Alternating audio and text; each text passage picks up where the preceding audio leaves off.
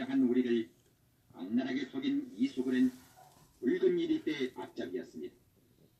자유의 땅 조국대 하늘 그리워하는 북한 동포의 한 사람인 줄 알고 설마 하던 국민의 눈을 속인 이수근은 간첩이었습니다. 붉은 야욕을 위해서는 수단과 방법을 가리지 않는 교묘한 침투, 그중 가장 저주할 수단으로 이 땅에 잠입한 간첩 이수근.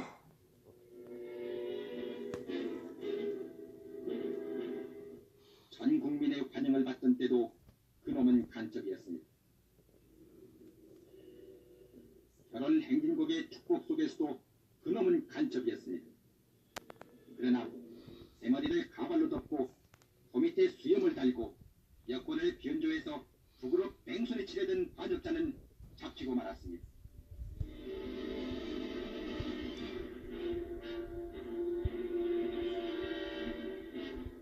악마의 탈을 쓴 민족 반역자인 줄 모르고 그를 환영했던 선량한 국민들은 이번엔 모두가 격분했습니다.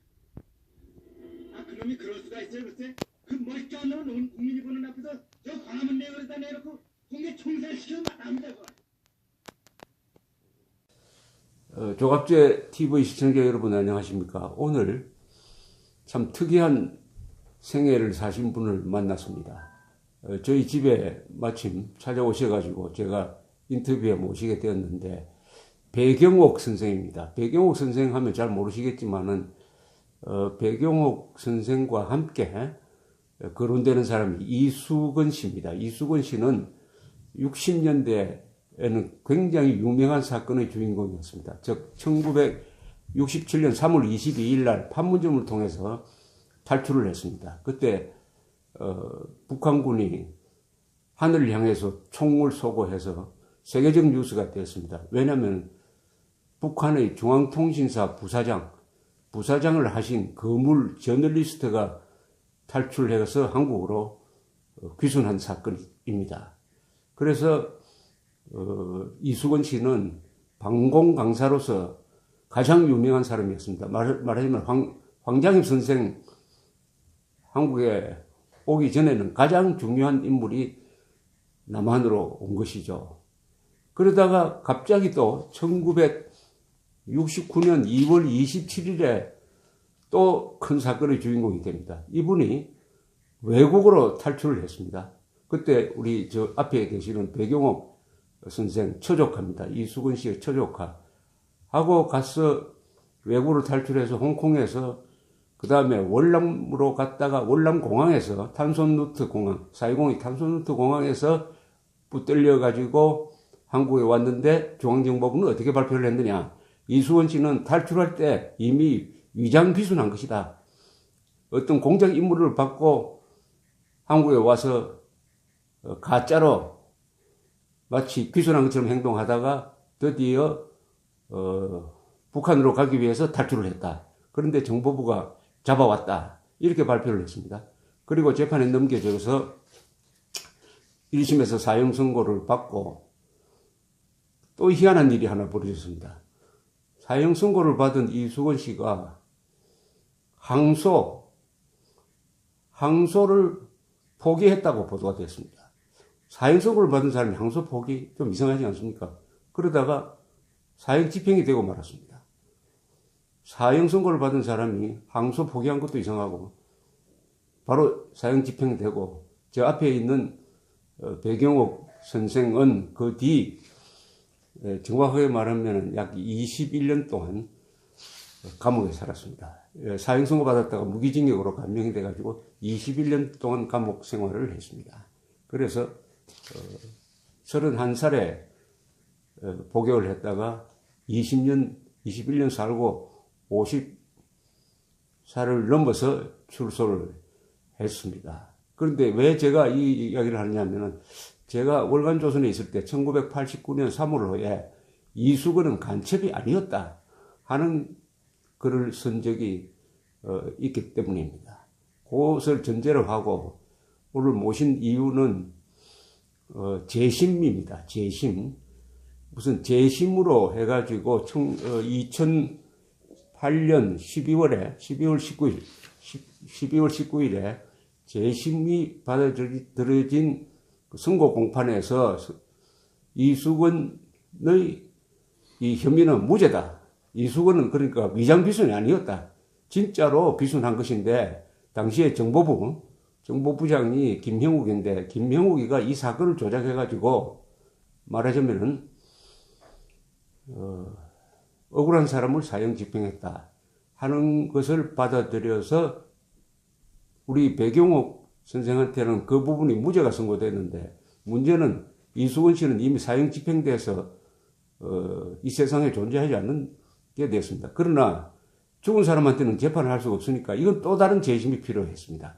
그래서 그동안에 우리 배경옥 선생이 이수근 씨에 대한 재심 청구를 검찰이 할 수 있습니다. 검사가 해달라고 여러 번 시위도 하고 뭐 노력도 했는데 안 되다가 정부가 바뀌고 나서 지금 재심 신청을 재심 청구라 그러죠. 네. 재심 청구를 검사가 한 거죠.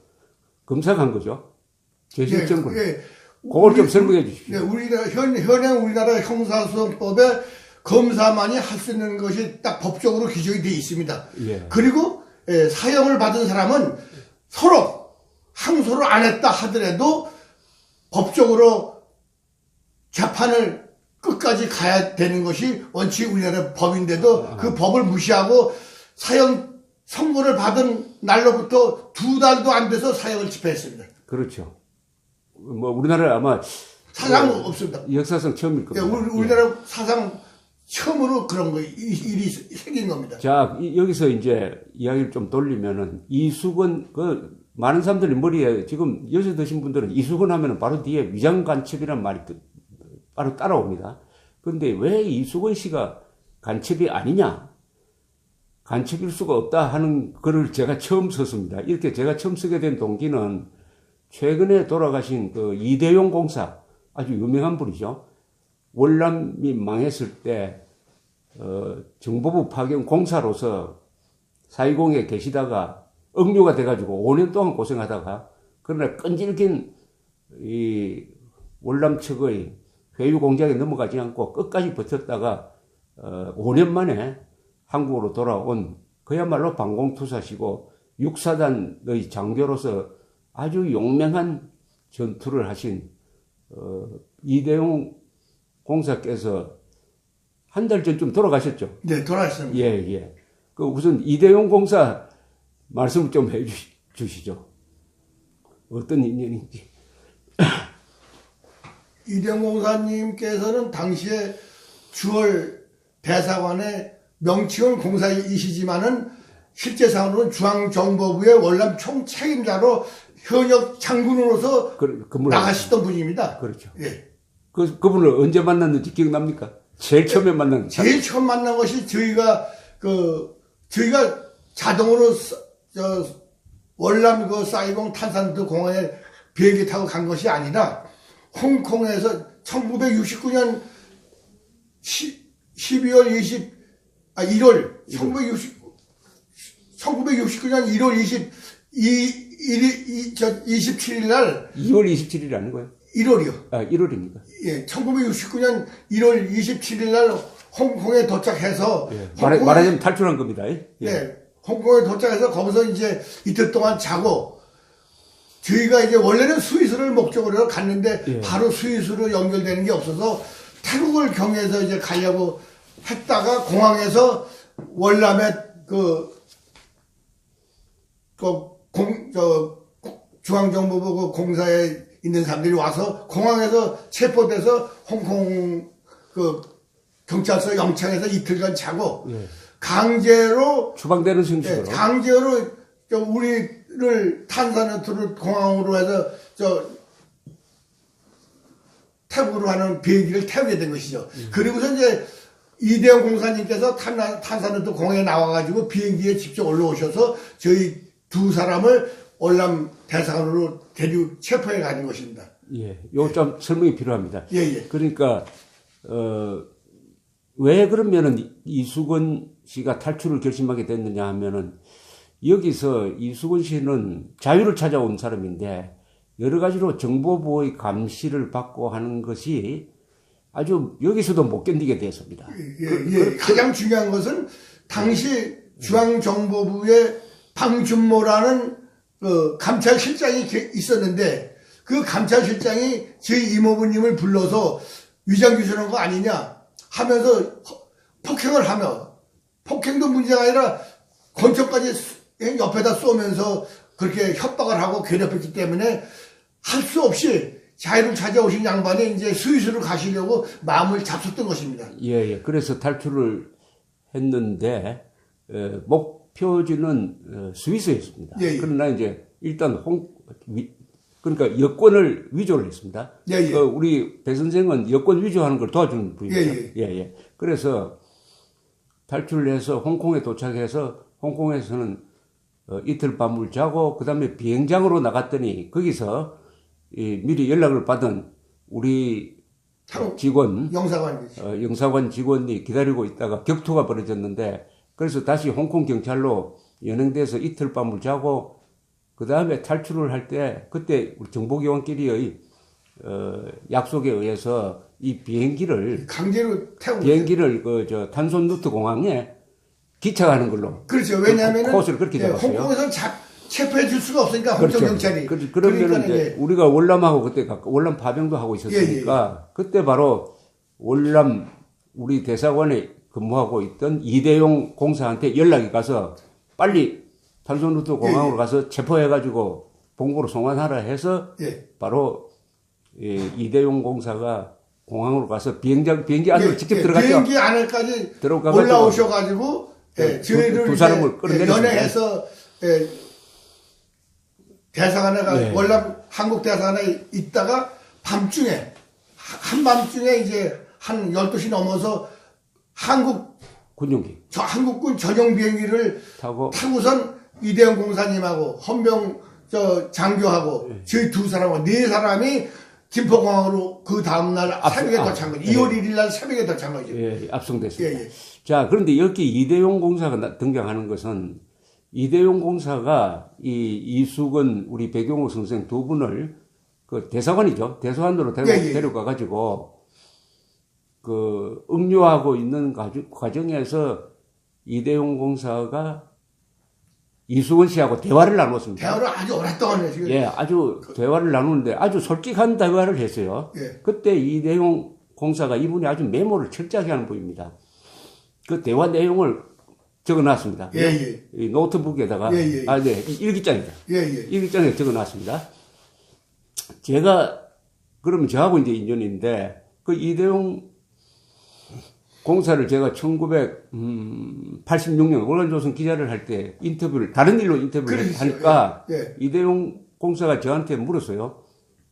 우리 조 기자는 이수근이 간첩이라고 생각합니까? 나한테 아니 물론 간첩이 아닙니까? 이랬더니 간첩 아닙니다. 이렇게 이야기해요. 야, 참 이상하다. 간첩이 아니다. 그러면 아니 무슨 말씀입니까? 하니까 웃으면서 나중에 시간이 있으면 내가 이야기할 때가 있을 거요.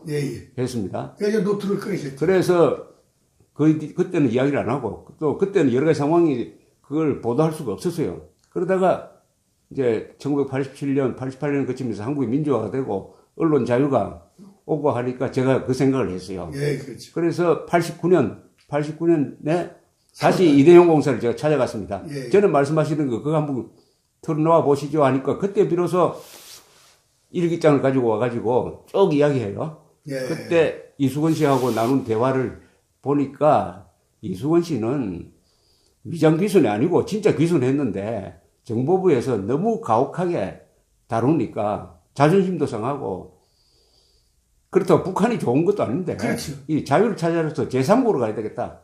그래서 스위스로 가서 글을 쓰면서 생활하는 이런 일종의 중립지대로 가려고 하는 그런 마음으로 나가다가 잡혔다. 그러면서 아주 자기의 억눌렸던 심경을 쭉 털어놓더라. 그래서 절대 간첩이 아니다 하는 게 이대용 공사 이야기였고, 그 뒤에 이제 이 사건이 다 일단락되고 나서 본국으로 잠시 왔더니 김명욱이가 우리 이대용 공사를 불러가지고 이렇게 이야기했다는 거 아닙니까? 당신도 이수근이가 간첩이 아들이라는 거 잘 알고 있지 않느냐? 그러나 도망갔기 때문에 할 수 없이 우리가 이렇게 처리했다. 뭐 이런 취지의 이야기를 하더라고. 예, 예. 그러니까 선배님. 쉽게 말하면. 예, 그러니까 구별에서는 선배입니다. 김영우 선배. 선배죠. 예, 선배님. 이대용 공사는 김형욱은 8기고 이대용 공사님이 아마 7기인가 뭐 그럴 거예요. 그래서 선배입니다. 그래서 이게 위장 귀순으로 조작을 해가지고 사용을 했다, 억울하다 이런 이야기를 합니다. 그래서 네. 제가 그 말만 듣고는 안 되니까 그때 수사했던 사람 등등 여러 사람을 만나서 내린 결론이 이수근은 간첩이 아니었다. 그게 89년 3월로 월간조선이었는데 그 기사를 감옥 그때는 당시에 우리 백영욱 예, 선생을 제가 취재를 하려니까 감옥에 있더라고. 예, 예. 아직도 감옥에 살고 있어. 예, 예. 20년이 지났는데. 광주, 그래서 광주 그 가족분들하고는 취재를 예, 많이 예, 했는데 그 기사를 읽었어요? 예. 어디서 읽었어요? 선생님 그거를 제가 광주 교도소에서 읽었는데 월간조서 처음에는 그거를 안 보여주려고 그러는 거예요. 아, 교도소에서. 예. 예, 그걸 안 보여주려고 그래가지고 면담을 교무과 과장을 면담해서 나만 특별하게 보게 해가지고 제가 그걸 보게 된 겁니다. 아, 그거 보고 나서, 그거 읽었을 때 기분이 어땠습니까? 아유, 상당히 저는 그때 다시 진짜 조 선생님이 진짜 아주 정말 내 저거라고 생각할 정도로 하여간 존경했고 내가 이제는 나가면 꼭 할 일이 있다. 아, 목표가 생겼네. 예, 그래서 제가 그때 출소하자마자 89년도 출소하자마자 제일 먼저 제가 그때 천여도에 사실 때 찾아뵌 겁니다. 예. 그래서 월간조선에 또 썼었죠. 예. 그 수기를 쓰셨습니다. 예. 그런데 그때 제가 쓴 기사를 감옥에서 읽을 때는 이미 언제 나간다는 일정이 정해져 있었죠. 그렇죠. 그때는 이제 감형이 돼 있었죠. 예, 감형이 된 거 상황이었죠. 그러니까 무기징역 받았습니다. 무기징역에서 20년으로 감형이 됐는데 감형이 언제 됐습니까? 대법원에서 됐어요. 노무현 대통령 아니, 노태우. 노태우 대통령이 되실 당시 69년도에 제가 감형을 받았죠. 아, 감형을 받았구나. 예, 20년으로. 근데 제가 실질적으로 산 거는 20년 11개월 되죠. 20년 11개월 만에 1989년 12월에 출감했습니다. 출소한 직후에 저도 만났고 그렇게 해서 이제 그다음에 이제 본격적으로 우리 백영욱 선생이 앞장서 가지고 이미 사형 집행된 그러니까 이수근 씨를 말하자면 억울함을 벗겨드리는 그런 노력을 여러 차례 했고 또 제가 쓴 기사가 있었고 또 제가 계속 후속 기사를 썼습니다. 그죠? 탈북자 김정민이지 않나? 김정민 씨. 예, 김정민 씨가 그때 이 북한의 아주 고위 간부였는데 당의 간부였는데 유럽의 상을 귀국해서 귀국하는 게 아니라 한국으로 귀순해서 저를 만났더니 이수근 씨 하고 옆집에 살았는데 바로 이웃집에 옆집에 살았는데 이 사건이 나고 나서 수용소로 갔다. 그리고 당 간부들한테 계속 강연을 하기를 이수근 씨가 여기서 사형 집행된 다음에 그러니까 반역자의 말로는 이렇다. 너가 아무리 남한으로 가도 다 이용해 먹고 이수근처럼 죽인다. 이런 강연을 했다는 거 아닙니까? 그 강연을 그 뒤에 탈북에서 온 사람들한테도 내 이야기를 들었어요. 김덕홍 씨한테인가 누구한테 이야기 들었습니다. 아니 김정민 씨를 이제 저 선생님 만나서 이제 그 말씀을 들으셨잖아요. 그렇게 했는데 이제 그때 당시 북한에서 간부들만 모여가지고 강연을 했을 때에 배신자의 말로는 이렇게 하는 강연을 했다는 것이. 그렇죠. 그 강연을 들은 사람이 김정민 씨 말고 다른 사람도 있더라고. 다른 사람 또 누군가는 제가 만난 사람이 있어요. 저는 기억이 잘 안 나요. 그렇다면은 선생님이 만나셨어요. 그렇다면 이거는 이수근 씨는 분명히 귀순한 게 맞는데 여기서 간첩으로 조작했다 하는 확신이 들었습니다. 그렇죠.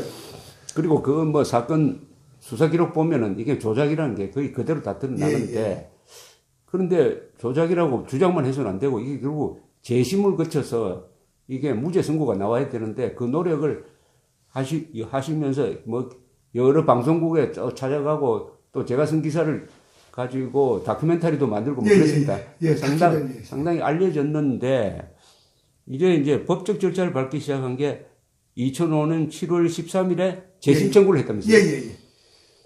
제가 노무현 정부 때입니다. 과거사위원회 생기기 전에 예. 제가 재심문 청구를 했습니다. 예. 그 다음에 이제 그 직후에, 진실 화해를 위한 뭐 과거사 과거사위원회 조사위원회 2005년도 12월 달에 생겨서 그게 예. 이 사건을 예. 재조사해달라고 했죠. 예, 제가 청구했죠. 예. 해가지고 그 결론이 어떻게 나왔습니까? 결과가 그 조작됐다는 거로 결론을 예. 그 결정문에 나와 있습니다. 예.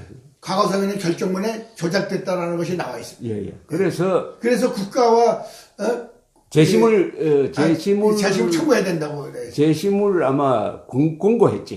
공고했습니다. 국가에서. 그래서 이제 재심이 보통 이런 재심은 잘 받아들여지지 그렇죠. 않습니다. 예. 재심은 어떤 경우에 받아들여지느냐, 증거가 조작되었다든지 예. 그 앞의 선고를 뒤바꿀 만한 결정적인 새로운 증거가 나와야 되는데 예.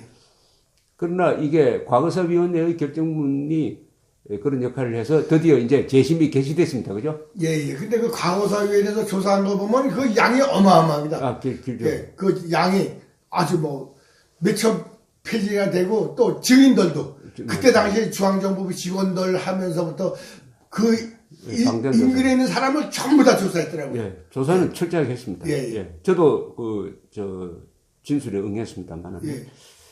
그래서 재심이 개시되어 가지고 드디어 2008년 12월 19일 서울고등법원에서 예. 무죄. 예, 무죄 판결 받았습니다. 그러니까 무죄는 것은 배경옥 씨의 무죄입니다. 배경옥 씨에 적용된 그게 뭐 간첩죄입니까? 그렇죠. 국가보안법 위반. 이 국가보안법 위반 중의 간첩죄. 무죄 받았죠. 그때는 방공법인가 국가보안법인가 모르겠는데. 네? 방공법, 국가보안법이 같이 있을 때인데. 예. 국가보안법, 방공법 뭐 그런 게 함께 간첩이죠, 간첩. 간첩 공범이죠. 그렇죠. 예, 우리 간첩 공범이 무죄.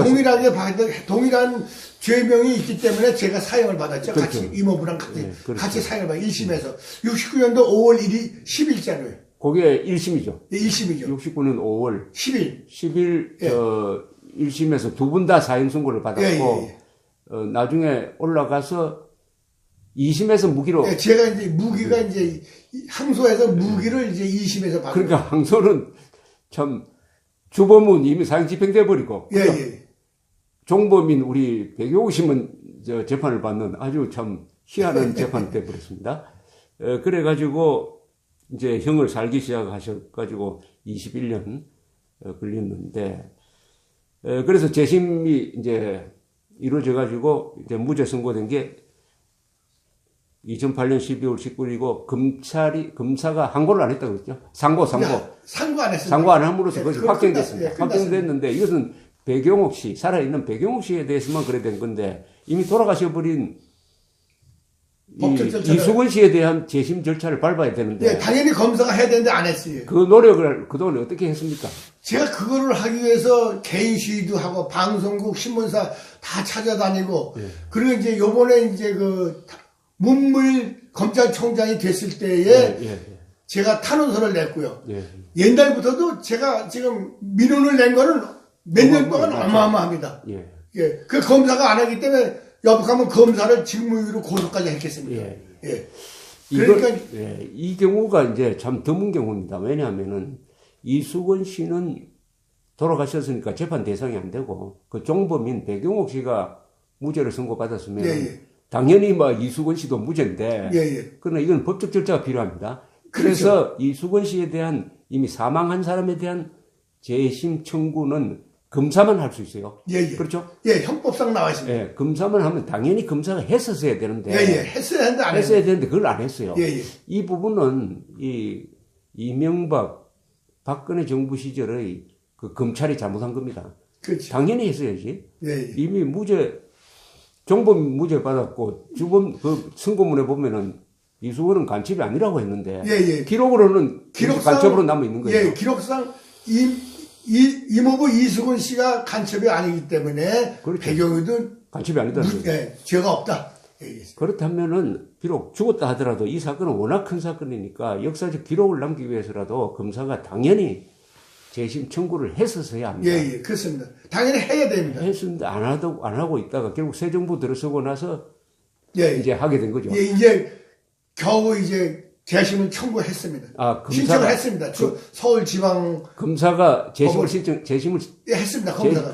재심 청구라고 그럽니까? 그렇죠. 채무 청구죠. 재심 청구죠. 예, 예. 검사가 하니까. 예, 저한테 통보 온 게 있습니다. 아, 그러니까 이제 지금 이제 재심이 이수근 씨에 대한 재심이 이제 시작됐습니다. 예, 예. 사후 재심입니다. 예, 예. 사후 재심인데 그렇게 해서 뭐 이제 재심 청구했으니까 앞으로 이제 재판이 예, 예. 이루어지겠는데 뭐 결론은 이미 나 있습니다. 그죠? 예, 개시 결정이 아직 법원에서 이제 절차만 안 했을 남아있지. 뿐이죠. 뭐 개시 결정하면 예, 바로 되죠. 자, 무죄 받게 돼 있습니다. 예, 예. 이미 결론을 예, 예. 서울고등법원에서 2008년 12월 19일 날 내렸기 때문에 다만 이것은 인권과 관련되는 것이고 역사적 사실의 정확성을 바로잡는 것인데 너무 오래 걸렸습니다. 예, 근데 제가 한 말씀 드리고 싶은 것은요, 이거는 국가가 북한을 이렇게 북한에서 죽여야 되는데 북한을 이렇게 한 이적 행위를 한 것이 바로 국가입니다. 아, 왜 그러십니까? 설명을 좀 한번 해주세요. 예, 예. 어떻게 해서 그렇죠? 설명을 한번, 왜 그렇게 생각하십니까? 왜냐하면은 이모부가 북한에서 반역죄로다 넘어온 거는 반역이랑 똑같은 거 아닙니까? 그럼 북한에서 그 처벌을 받아야 될 거 아닙니까? 근데 그런 사람을 우리 대한민국에서 북한을 이렇게 한 거 아닙니까? 잡아서 사형 집행을 했으니까. 그러니까 이것은 국가가 북한을 이렇게 하는 이적 행위를 한 거랑 똑같은 겁니다. 아, 그 말씀이에요. 지금 이수원 씨가 북한을 탈출한 것은 북한으로서는 잡아서 죽여야 할 그렇죠. 죄인데, 이 한국이 말하자면 정보부가 이 사건을 조작을 해가지고 예. 간첩으로 몰아가지고 사형 선고를 해가 사형 집행을 했으니까 북한 정권이 해야 할 일을 대한민국의 정보부하고 법원이 대신해줬다 이 말이에요. 그렇습니다. 그래서 이정행위다. 예, 그러니까 이적이 행위인 거죠. 그러니까 어떤 사건도 조작을 해버리면은 그것은 결국은 조국의 국법 질서에 해가 되고 적에 오히려 이롭게 된다 이런 이야기입니다. 그러니까 진실을 조작하면 안 된다. 참 창피한 일이죠, 이게. 뭐 그런 말씀입니다. 전 그건 그렇고 그동안 감옥 생활을 좀 말씀드려야 되는데 그 감옥 생활 보내시면서 그림을 많이 그리셨죠? 예, 강음악에서는 제가 그림을 동양화라고 옛날에 했는데 지금은 한국화라고 아마 이름을 바꾼 것 같습니다. 왜냐하면 저는 거기서 내가 여기서 진영으로 살고 나가면 친지들한테 뭐라고 얘기를 하는가, 그 안에서 어떻게 시간을 보냈습니까 하면은 뭐 아무것도 안 했다고 할 수도 없고, 그래서 나는 무언가를 배워야 되겠다 해서 제가 광주 교도소에서 이 우리나라 전통 한국화를 배우기 시작해서 광주시가 옛날에는 광주 치카시가 아니었고 나중에서 이제 광주 치카시가 돼가지고 광주 치카시 제1회 미술대전에 제가 그림을 그려서 출전해가지고 입선을 했습니다. 아, 그렇습니까? 예. 제1회 미술대전에 보면 제 이름이 나옵니다. 예. 그런데 그때는 언제 나갈지 기약이 없었죠. 그렇죠. 기약이 없었으니까요. 예. 예. 그러다가 이제 감명된 게 감명된 게 88년도인가요? 예. 아, 그때 예. 감명돼서 20년으로 감명되니까 예. 그때 기분이 어땠습니까? 감명됐다는 이야기 듣고. 그때는 이제 선생님이 쓰신 책도 예. 제가 읽어봤고, 예. 이제부터 내가 나가면 할 일이 무엇이 있구나. 그렇구나. 예, 그래서 이제 어떻게든지 돌아가신 분에 대한 내가 명예를 회복시켜야 된다. 예. 이런 각오를 갖게 되고, 삶의 의지를 갖게 되는 거죠. 예. 그래서 이제 나오셔가지고 결국 이제 나오시고 나서 지금까지 사신 게 30년 됐습니까? 예. 아, 그러니까 지금 벌써 반세기. 감옥에서 20년 사시고 예, 20년 벌써- 살고 나와서 이제 30년 예. 되셨네. 그러니까 벌써 지금 연세가 어떻게 되죠? 사건, 지금 81세입니다. 81세. 81세입니까? 전화 끄시죠. 81세입니까? 예. 81세. 38년생입니다. 건강은 그래도 괜찮으시네. 근데 아직까지는 건강해. 제가 늘 뭔가는 해야 되겠다는 의욕을 가지고 있으니까 아마 좀 건강해진 것 같습니다. 예. 그리고 가정사에 대해서 좀 여쭤보고 싶은데 그때 재판 받으실 때 결혼은 하실 상태이세요? 예, 제가 정식으로 법적으로 결혼 신고하고 아이들 출생한 걸 출생 신고는 못했습니다. 왜냐하면은 제가 66년도에 아들을 낳고 또 8년도에 또 딸을 하나 낳고 했는데 예. 제가 외국에서 기술자로 생활하다 보니까 결혼신고도 못했고 그래서 전부 다 아이들은 엄마 앞으로 다 올려져 있습니다. 현재까지도. 출소하고 나서 다 만났습니까? 예, 출소하고도 다 만났는데 아들은 제가 출소하고 나서 만나지 못하고 만나기 직전에 세상을 떠났습니다. 자살을 했습니다. 예. 자, 그렇게 해서 이제 앞으로 그러면은 이제 80 되셨는데 80생애 중에서 21년은 감옥에 보내시고 앞으로 하실 계획이 뭡니까? 앞으로 이 하면 이수건 씨는 이제 무죄가 나오는데. 예, 저는 이제 이모부님의 명예를 회복하고 이모부님에 대한 보상을 받고 하면은 이모부님은 본래 기자를 생활을 하시고 책을 쓰시는 분이니까 이모부님의 이름을 어떤 방법이든 장학재단이든 아니면 그분이 기자니까 기자의 어떤 재단이든 해서 이름을 영원히 남겨드리고 싶습니다. 그것이 제가 하고 싶은 일입니다. 지금 백용 선생 말씀이 이수건 씨는 언론인이었다는 말을 많이 하는데 사실 언론이 맞습니다. 북한의 통신사의 부사장을 했습니다. 언론인이 맞는데 제가 이걸 취재를 해보니까 이수건 씨는 성격이 굉장히 독립성이 강한 사람입니다. 맞죠? 활달하고 또 성격도 좀 급하죠. 성격도 아주 소탈하고 또 어떤 거짓이나 이런 게 없어요. 너무 솔직하고. 그래서 이수건 씨를 신문했던 사람 여기 이제 귀순했을 때 신문한 사람들 이야기 들으면은 역시 기자 기질이 있었다고 그래요. 그러니까 기자는 항상 이렇게 누구 간섭하고 하는 걸 참 싫어합니다. 그 진실을 그 양반은 뭐든지 진실을 하려고 하는 분이고 그렇기 때문에 그 진실한 그런 거 자기 그 마음 저것 때문에 북한에서 월남을 하지 않았나 저는 그렇게 생각합니다. 그런데 당시에 한국이 뭐 지금과 같은 언론 자유를 누리는 시대는 아니었고 냉전 시대고 1969년이라는 게 또 남북 간의 대결이 굉장히 격화되고 있을 때입니다. 심했었죠. 그 시기가 또 중요해요.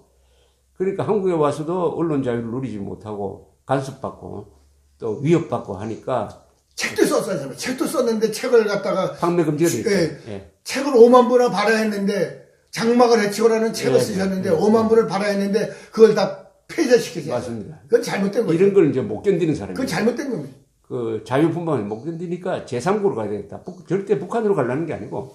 그렇죠.